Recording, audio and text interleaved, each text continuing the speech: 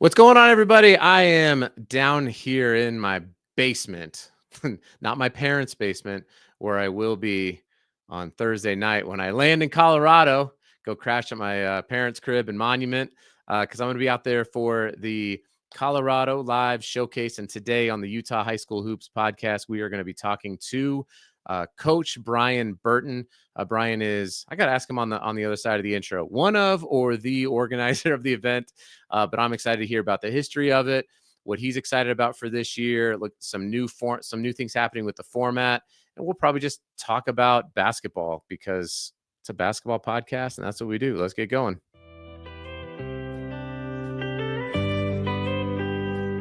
This is the Utah High School Hoops podcast, your source for sometimes informative, but always entertaining coverage of the Utah High School Hoops scene. With your host, Adam Meek.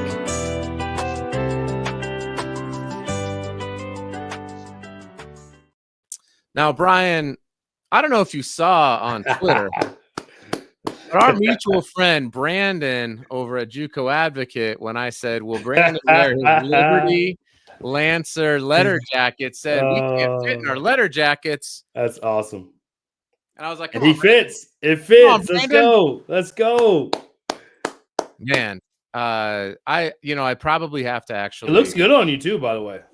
I mean, I feel like I got my four pins for tennis. Okay. And then my 2 for basketball. That was junior and senior year for basketball. And 4 years on varsity tennis.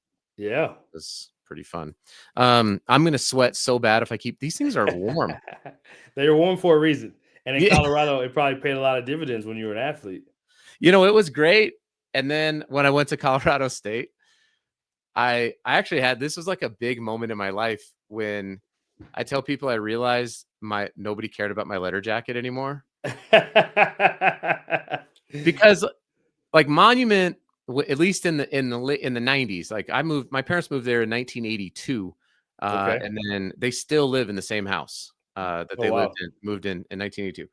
And it was a smaller community than it is. It's gotten a lot bigger today, obviously. And so when you're kind of I don't know, like a bigger person and bigger fish in a smaller pond, and then you go away to a big giant university, and it's like, oh man, I got to figure out something here. And my letter jacket doesn't have the same status as it did back home. Nobody cares. To be candid, let's call it what it is. I don't think people really cared in high school. Sure they do. Sure, maybe. But hey, it's a status thing in high school. It's a status thing. I want to see if hopefully Brandon checks out the intro of this. If he doesn't watch the whole thing, he'll probably get distracted and be playing on Twitter or something like that. But calling out some big school on Twitter. Calling out somebody or scouting some international talent, or tweeting about how people should recruit JUCO. But hopefully we can get a picture of him in his letter jacket from Liberty. So let's go.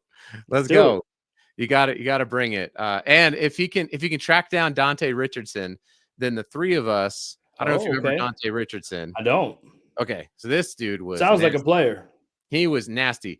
And lost me my bracket when I was in college because people are already checking out. They're like, well, I don't want to hear these old man stories. But Dante was so good. So he killed us in high school. He went to a JUCO in Wyoming. I want to say he went to Eastern Wyoming, if I recall. But I might have my details wrong there. Transfers into the University of Wyoming. And so the University of Wyoming, long story short, please don't check out. They play Gonzaga in the first round, 11-6 matchup. Oh, yeah. I remember this a little bit. Yeah. And I picked Gonzaga to win it all that year. I was like 6th. They were like 15th in the country. I'm like, how are you going to give them the 6th seed? And Dante goes out and just goes on a straight burner and destroys Gonzaga in the first round. I was like, you're killing me twice. He killed me on the court easily. That's awesome. Anyway, so shout out to Dante Richardson, wherever you're at. You're definitely not listening to this podcast, probably. Well, hey, the voice you hear is Brian Burton. Brian, what is your official role within the Colorado Live? Yeah, I'm a fortunate co-director with my wife Natalie of the event. It is a CHASA and Chaska event that we get to partner and be the ones to help make it come to life. They're the ones that kind of oversee it and make sure that things are going the way that they want it to go. And they're the ones that kind of do all the formal paperwork and compliance stuff with NFHS and NCAA. And yeah, they have a lot of hands in what goes on, but they had the vision. They just didn't have the people that they felt like would want to execute this type of task. But they really wanted to bring an event like this to Colorado. And I always say this part of the story. I shout out Sean Palmer from Rangeview because he kind of had the vision. He was the president of Chaska, which Chaska is the Coaches Association in the state, and CHASA is the Activities Association. So he was the Coaches Association president, and we met, and he just kind of said, hey, we've been trying to get stuff like this going in our state for a while. I don't know if it can happen. And I said, I mean, I'd be up for it if you thought it could be worth it and you thought people would be behind it. And he's like, I don't know, but let's try. And we met that first year, 2-3 years ago now. And the first year, I'll never forget it. I was like, well, coach, I don't know if people are going to sign up. Like, I don't know if they're so used to the team camp thing. He's like, yeah, I just think people don't know what it is. Maybe you should make a video. I'm like, I don't want to be like the face of this thing. I'm just trying to do this for, the state and all that. And so anyway, we do this video and it gets a bunch of, views and people understood, at least you could explain it. And we did the video and make it cool and what it is in a Division I live period. And the cool part for this year is we've actually doubled our original numbers. Let's go.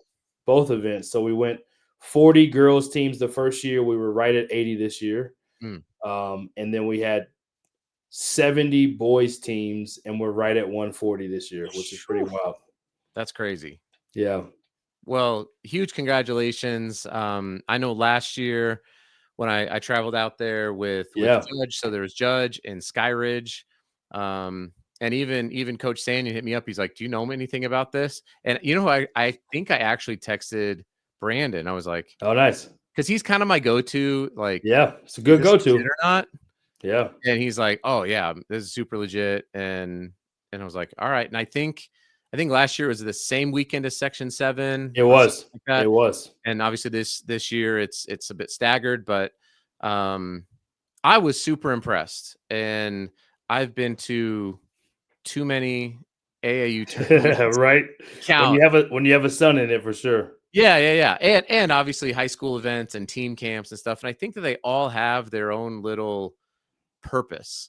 But the thing that I think is really cool about this is, at least for the out-of-state team, so this is the second year that you've had teams from out of state, is we get to go compete against, at least this year, I think some of the top teams in Colorado. So that's a really cool benchmark. And then the Colorado teams get to compete against some other teams. So it's just it's a cool environment. Yeah, we're excited about it. The first year we didn't have any out-of-state teams. And the first 2 years for the girls event, we had no out-of-state teams. The second year for the boys event, we had 5 teams that came. And then the girls event this year, we had 6 different states that came, or 5 out-of-states that came.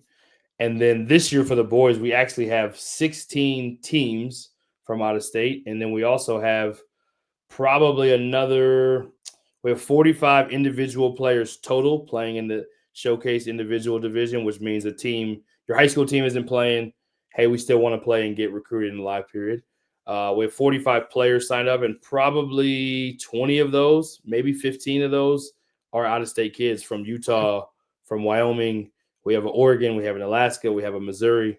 So it should be pretty exciting, the fact that it's growing kind of organically on its own. I think the fact we're going different in Section 7 has a lot to do with it, because we were going the same weekend, not knowing. Last year was kind of weird because the NCAA kind of changed the dates. And so we just wanted to make sure we had the facility. Yeah. And because facilities are always tough in any place to try to get the dates right.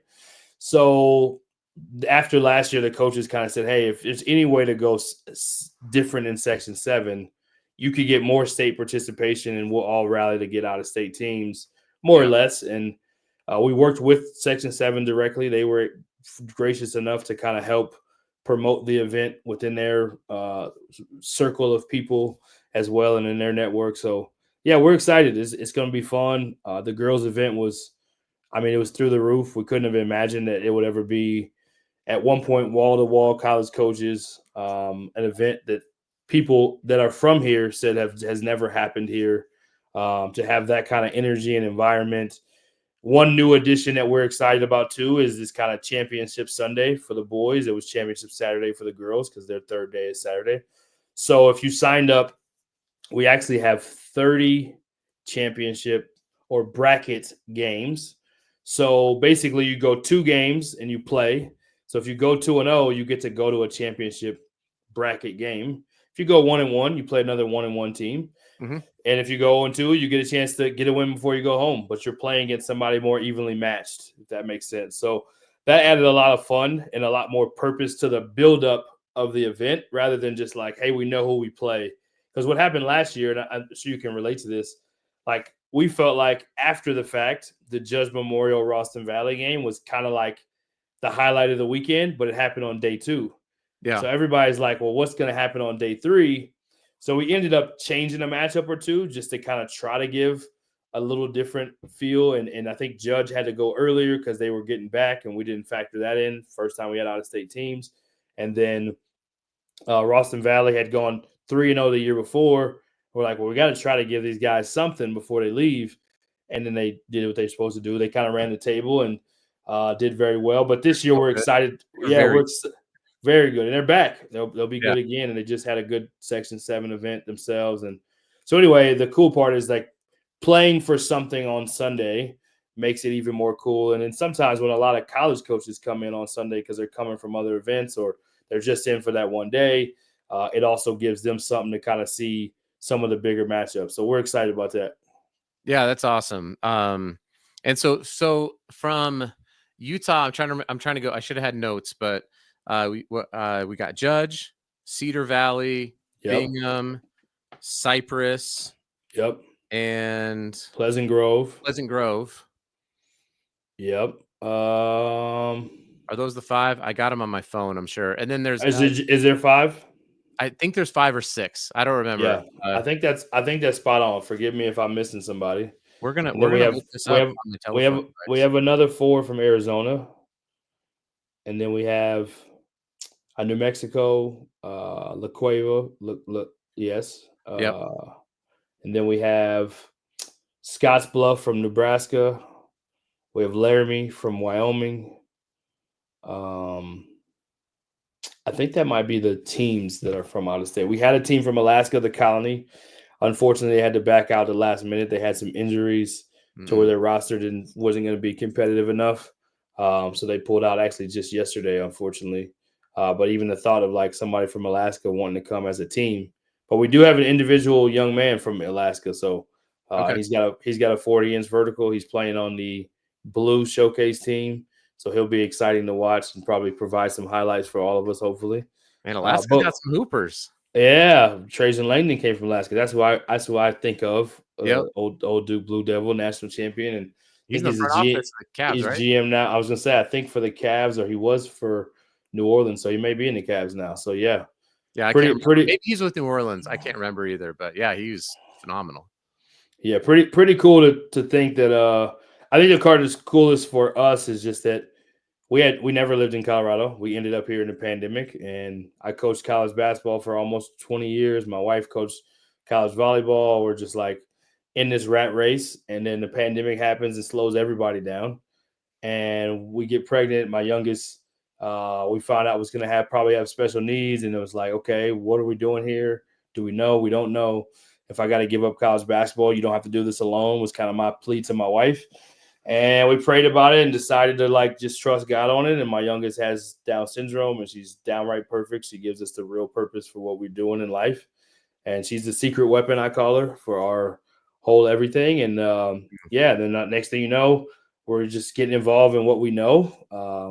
Do a lot of college basketball broadcasting, do about 50 games a year on ESPN, ESPN Plus, ESPNU, those type of things. And then for any particular or like specific conference? Yeah, Mountain West I've done a lot of the last 4 years. American Conference, along with now ACC. I've done Big Sky. I've done Southland. And then the JUCO Women's National Tournament I also get to do. That's which cool. is a lot of fun. Yeah. So yeah, we enjoy that during season. My wife was a high school volleyball coach. She wanted to get her fix of leaving her career for my crazy career. And she won a bunch of championships at Fossil Ridge, got close to winning state, was runner up, and made it to a couple Final Fours. And then she just stepped down from that, and she now is doing real estate. And yeah, we're both involved in all these things and figuring out how to help as many people as we can. And Colorado Live is taking a life of its own. I think the cool part for us is just people have told us like we didn't think this would be possible here. So Yeah. it's so cool, the idea of like college coaches coming to Colorado. It's often been a place where Colorado has to go other places to get recruited, and people fly over Colorado to go to these other places, but no one stops here consistently. And there's been a lot of good players come out of Colorado, but I Yeah. think the consistency of events like this just help people get used to like, oh, I want to go to Colorado anyway. Let's go there to recruit. Obviously it's a nice destination anyway to go to. So yeah, we're excited about where it's growing. And I just, again, give so much credit to the organization of the state, because if they didn't want it, we wouldn't even be in this position.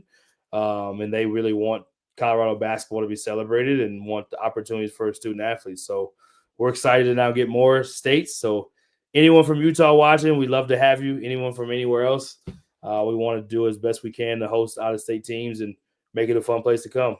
Listen, though, when you fly into Denver, if you fly, know that the Denver airport is not really actually in Denver. So It's plan not. accordingly. Although I It's definitely appreciated not. even the slightest move closer to the airport Yeah. at least the Judge games are at Northfield High School. I'm sure Yeah. there's games all over, but I was like, oh, okay, that's I mean, the Gold Crown facility is awesome. Yes. But I was You like, appreciate being closer to the airport. a little bit closer to the airport, yeah. Whereas, Yeah. like in Salt Lake, if you fly to Salt Lake, like you land and you're here. You're in it. You're 10 minutes from downtown. It's like you Yeah. land in Denver and you're about equidistant to the Kansas border. I feel like it's gosh, when they That's built that awesome. thing. I love me some Colorado. Huge CSU fan, huge Denver Nuggets fan.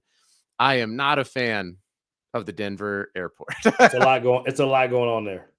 It's a Yeah, lot going man, on there. they've been doing construction on that thing for probably 20 years, I feel like. And still are. I actually worked at University of Utah one season for Jim Boylan. So I got a little bit of Utah in my life. So yeah, I Nice. can shout out to the Utes and to all. I mean, Utah has really good basketball. Not You only do. high school basketball, but the college basketball in Utah. I mean, talk about some championships and high level things happening between BYU and Utah Valley and Weber State, and obviously their history. And Yeah. yeah, you can go down the line. There's a lot of good basketball in Utah. I You mean, wouldn't expect it, but it's there. I will tell it this goes out to any basketball fan, and I am not a Utah State fan. Just put that like that. That's not like my team or anything like that. Yeah, But I went to a game during Christmas break. The students are gone yeah, and CSU is in town. I'm like, all right, I'm going. I go up there and the place is still packed. It's still loud. That's yeah, got to be, they call it Spectrum Magic. That's got to be yeah, one of the best places to watch a college basketball game in the entire country. yeah, And people will come at me and say, oh, no, it's like I've been to Cameron Indoor. That was really, really cool. But for a like Logan, Utah, yeah, it's unbelievable. And they've turned out. We've got Sam Merrill went there. He's in the NBA. We've got some guys. Tomorrow, we're recording this on Tuesday night. yeah, Tomorrow, Colorado Springs Zone. Guy went to the same high school in Colorado Springs, a 3A high school for 4 years, stayed home, goes to CU, transfers to Colorado State. He's about to be a top 20 pick in the NBA draft, our guy, Nick Clifford. Amazing story. It's a Amazing great story. story. And that's part of the reason why we love this event too, is because we get to be a part of these stories now. We get to be a part of some of these kids that he obviously went to CU, had the talent, had this high major talent, but didn't quite get to materialize the way he wanted to there. Transfers, and there's no way they thought he was going to be a lottery pick. There's no way CSU thought he was going to be a lottery pick. It was kind of on the fence of like, how good is this guy going to be? I don't know, but we got this other lottery pick, or this other draft pick we just left. We got Isaiah Stevens, who's pretty elite, and I mean, he's going to get drafted higher than Isaiah and David Roddy and be one of the best players to ever play there. And he's got an incredible story. I actually got to call the Wyoming CSU game last year and just what a professional, what a tremendous kid, and he's not a kid, he's a young man, but but what a versatile player, man. I mean, a lot of people say like, oh, he does a lot of things well, nothing great, at least at the beginning of the year. But the more the year went on, he just kept getting better and better. And I think he's going to be a terrific NBA player too. Yeah, and if it wouldn't have been for Derek Queen's not travel, CSU, I'm over it. I'm over it. Yeah, that's I'm a hard over it. one. It was a That's a hard Gatter one. step. We'll go for it. The kid made a tough shot. It's fine. But I mean, I think CSU is primed for a pretty deep run. They were a hot team, and obviously Coach Medved did a great job. He's up at Minnesota. Yeah, I was like, please, I hope they hire Ali. We all were. I'm so glad. And speaking of which, he's recruiting Colorado pretty heavy. I've seen him. I've seen CSU's making some offers on some 20. He's made 3 offers to players in the event for sure that I know of. There may be some others that I don't know of, but yeah, there's 3 of them, and it happened pretty fast after he got the job. Like the first or second live period, he's like, "Hey, I'm making it a point. We're going to go after Colorado kids." And I think what a place people want to be too, especially now with them going to Pac-12 is a little more attractive. You have the Dominique Clifford story of, hey, you can stay home and you can make it to the NBA. You don't have to go to a quote unquote traditional Power 4. So I love what Ali's doing. He's been a friend for a long time. He deserves the job. His wife is amazing as well, his family. So yeah, I'm excited for what CSU's doing. Yeah, it's great. This is not the CSU basketball. It's not, but shout out to them though. We could have one. we gave Wyoming some love. CU always gets some love, you know. We don't have to. Yeah, it's what's funny is actually when I was growing up, I went to Lewis Palmer High School, who's going to be at the event. Yeah, they have a good team too. Do they? Go Rangers. Yeah, they do. My head coach was Coach Bob Cavera, who was at the Air Force Prep School for, I think he just retired. He was there for 20 plus years as a coach of the Air Force Prep School. And we would go to team camp. Like there wasn't really AAU basketball in the late 90s. So it was like summertime was open gym and then team camp was the highlight. And we would go to CSU or we go to Wyoming. And it was the best time. Because I'm trying to explain to kids these days, man, I am old. Yeah. When you do the air quotes, you're old. But I was like, we did not have phones, obviously. So it was just like, you're just hanging out, like go hoop. Yeah. Playing video games and with each other. Cause there was you couldn't like connect over the internet. You'd like physically be present. You just play video games, you play basketball, and maybe you go watch a movie and just eat. Like it was play outside back in the day when you could actually play outside and you did it all the time. Come on. So hey, I got 2 questions for you though, if you don't mind. Okay. Yeah. 2 Colorado Live questions. What do you take away? Like, what did you like most going last year? And what do you look forward to most this year? Because I'm sure you're coming back. Oh, yeah. Okay, so what I liked last year was the intimacy of the at least the event where I was at. Yeah. There was a high concentration of college coaches in a small space. Yeah. And it's kind of like picking, like we kind of talked about before the call. It's sort of like picking an AAU team, where if you're going to pick events to go to, we're not going to cast shade on any other events, right? Because everyone you hope is in it to, and everyone has their place. Everyone's got their place, just like AAU clubs have their place. But it seemed like to me that this was a space for a team like Judge Memorial. They were coming off of a state championship.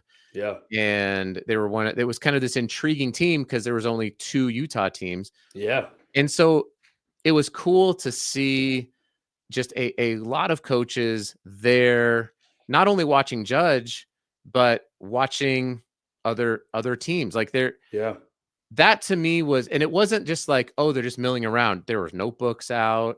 Right. Because I think to your point, Colorado and Utah can often be these flyover states, but we produce players. Division I, like there's players like you got out of Colorado recently, right? We talked about Nick Clifford.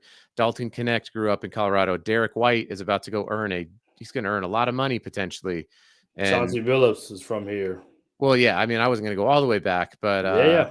I mean, we Well, can. if you look at college basketball right now, Graham Ike is one of the best bigs in the country at Gonzaga, and Yep. then you have the young man that was just at Wyoming, Obi Agwam, that's transferring to Baylor. He was one of the best portal transfers. He's another kid from here. So yeah, there's a lot of talent that has come from Colorado. Josiah Saunders is going to go to CU, right, from the Mountain Stars. Big time player. He got an invite to USA Basketball. So yeah, there's guys. So I think it's just intriguing because coaches get to see players that they maybe don't normally see out on either AAU circuits or at some of the, we'll just say the bigger events. 140 teams is still a big event, but so that's what I liked. I just liked the intimacy of the event felt right. It felt like at least for Judge, because that's really the only it's kind of thing that I had for Utah teams, because there was coaches at the Sky Ridge games as well. For sure. It felt like this is the right fit. Right. Like you were getting a lot of playing time. There we go with the air quotes. Yeah. You're getting a lot of playing time, and you're getting a lot of airtime. Well, to your point about AU, just to jump in, I think the context that I connect to is like I may be talented enough to play on this circuit team, but I may not get the minutes. So what's the point if I'm just kind of watching everybody else play? Versus I can play on maybe this mid-level team where I can play a lot and I can still get exposure and all the things. And sometimes we get so enamored by kind of what feels like it's more glamorous. And I think, to your point, I think we're adding more glamour to the perception of the event, but we're also, I think that intimate feel is what the college coaches said at the girls event and what the players and the parents, and it's like it feels like a big thing, but the feel on the inside doesn't feel like it's too big and you're disconnected. Like one of the players, I think she said, coaches, it's all the Colorado players' favorite event. And I was kind of shocked by that because I never actually asked the player. And then she said her take was sometimes when you play on the circuit in those big gyms, you don't get the same feeling that you get when you're in this event because you feel like you're connected to all that's going on. And it kind of has like a small restaurant feel, but this big chain name. So I thought that was a cool way to break it down. One of our staff members said it that way. And even the college coaches said, we just appreciate the attention to detail that it feels like you guys are putting in and the care to us for us to have what we need and the matchups and like kind of like you said. So, yeah, shout out to our staff. This is by far not a 1-person band or 2-person band. There's a ton of people that put into this, and I think we've leveled up a lot in the cool presence when you get to the gym this time, and some of the branding and some of the signage and some of the gear that you can get, and just try to make it more of like a bigger event that feels like you're on the circuit, but you get to do it with your high school team, which I also think is really cool to celebrate the high school space and let high school coaches get to coach their team and be a part of the recruiting process, because sometimes it feels like they get X'd out and this kid is getting all this, but you don't get to be a part of that. So I think that part, and then to compete with your team and the people you go to school with and your classmates, like there's just something special about that. You take pride in your jersey because of you go to school there. You're going to be an alum from there. So yeah, I love that part. What are you looking forward to most this year? Yeah, I know this is your podcast, but I had to ask. No, listen, I like being interviewed too. Yeah. So I think you kind of hit it on the head there, in that the thing I'm actually excited about is the contrast between sort of the like all-star AAU team. Because there's these guys who are going to come from Alaska with the 40+ inch vertical, and they're going to go play with the 6'10" kid from Anthem Prep or whatever. Right. They don't know each other. They're probably not going to practice, and so you're going to have this contrast of like sort of the club-ish team that's like, let's just get some guys and roll the ball out, and let's kind of go play some pickup. How is that style going to mesh against a team they got sets, they've got defense, they've been playing together for a while? Yeah. I think that's going to be an interesting contrast to see. Yeah. And the thing that I do appreciate about the scholastic life periods that I didn't really realize, and I would imagine if I were a college coach, and maybe you can hit on this a little bit, is I feel like if I was a college coach, I would want to see how they play on a team. For sure. because AAU just is so condensed and fluid, and guys are leaving teams that are coming in, and people are flying in from other states, and you're eating terrible food, and they're not really in the gym practicing. Some clubs are better than others. I don't want to. I like AAU basketball. I really do. Yeah. I think it forces players to do different things. For sure. But you're not going to have to go do those things at a college. You're going to have to be a guy on the team. And I think that the scholastic periods really help a coach see, oh, okay, they came to my camp, but I didn't really see it because at the camp setting, they were a little bit like this. And I saw them play some AAU. It was but now I get it. Now I can envision how they could fit within our system. Sure. Cool. For sure. So. Yeah, well said. I think even talking to coaches just this last week, both on the men's and women's side, and I agree with everything you said from when I was a coach, but this wasn't a thing yet.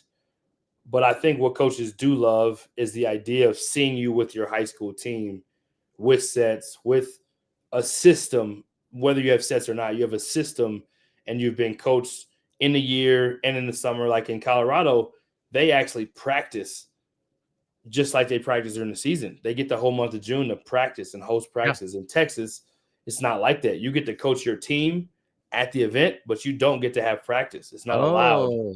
You're not allowed to coach your players in the summer because you have athletic periods. So it's different how each state is wired. But yeah, so it's cool for college coaches to be able to evaluate in that setting versus just the AAU setting, because you get to see a different side of the player that you wouldn't see in the AAU scene, partly because they're playing with other stars of their team, and you get to see most of these high school kids play a bigger role and be counted on for different things, and you get to see how they are in that setting.